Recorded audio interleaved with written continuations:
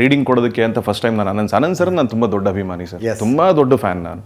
Yogaraj sir ಕೂತಿದ್ರು, ನಮಸ್ಕಾರ sir ಅಂದರು. ಏನು ಯೋಗರಾಜ್ ಅಂತ ಕೇಳಿದ್ರು ಸರ್. ಅದೇ ಸರ್ ಗಾಳಿಪಟ ಸಿನಿಮಾ ಮಾಡ್ತಿದ್ದೀವಿ.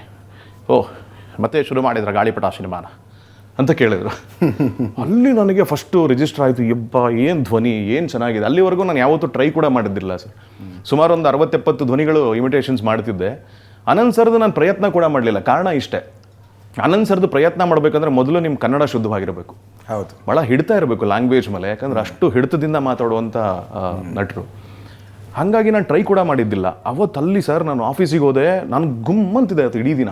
ಅಲ್ಲಿ ಕೇಳಿದ್ರು ಹೆಂಗಿತ್ತು ಅನಂತ್ ಸರ್ ಜೊತೆ, ಹೆಂಗಿತ್ತು ಮಾತುಗಳು ಹೆಂಗೆ ಅಂತ. ನಾನು ಹೇಳೋಕೆ ಶುರು ಮಾಡಿಬಿಟ್ಟೆ ಸರ್ ಎಲ್ಲ. ಅಲ್ಲಿ ನಡೆದಿದ್ದು ಸಂಭಾಷಣೆ ಎಲ್ಲ ಹೇಳೋಕೆ ಶುರು ಮಾಡಿದೆ. ಅಲ್ಲಿಂದ ನನಗೆ ನಿಧಾನಕ್ಕೆ ಅವ್ರ ಧ್ವನಿ ಮನಸ್ಸಿಗೆ ಇಳಿಯೋಕೆ ಶುರುವಾಯಿತು ಅಂತ.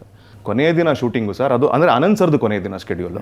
ಅನಂತ್ ಸರ್ ಹೇಳೋಕ್ಕೆ ಶುರು ಮಾಡಿದ್ರು, ಅದು ನೀವೊಂದು ಡೈಲಾಗ್ ಬರ್ತಿದ್ದೀರಿ ಅಲ್ಲ, ಅದು ಕಾಣೆಯಾದ ಸೀತೆಯನ್ನು ಹುಡುಕುವಾಗ ವೈದೇಹಿ ಏನಾದಳು ಎಂದು ಮೂಕ ಗಿಡಮರಗಳನ್ನು ಕೇಳಿದನಂತೆ ರಾಮ. ಹಾಗಾಯಿತು ಇದು.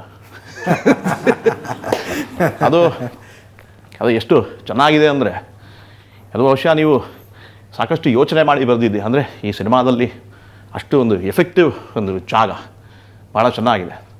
ಅದಕ್ಕೆ ಯೋಗರಾಜ್ ಸರ್ ಹೇಳಿದರು, ಇಲ್ಲ ಸರ್ ಅದು ನಿಮ್ಮಂಥವ್ರಿಗೆ ಬರೆಯೋಕ್ಕೆ ಸಾಧ್ಯ. ಅಂದರೆ ಪೆನ್ ಹಿಡಿದ್ರೆ ನಿಮ್ಮ ಧ್ವನಿ ನಮ್ಮ ತಲೆಗೆ ಬಂದರೆ ಮಾತ್ರ ಅಂಥದ್ದು ಬರೆಯೋಕ್ಕೆ ಸಾಧ್ಯ.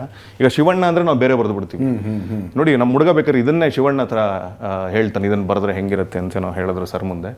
ಹೇಳೋ ಅಂದರು. ನಾನು ಶಿವಣ್ಣನ ಸ್ಟೈಲಲ್ಲಿ ಅದನ್ನು ಸ್ವಲ್ಪ ಹೇಳಿದೆ. ಸರ್ ನಕ್ಬಿಟ್ಟು, ಇವನು ನನ್ನ ಹಾಗೆ ಕೂಡ ಮಾತಾಡ್ತಾನಂತೆ ಅಂದರು.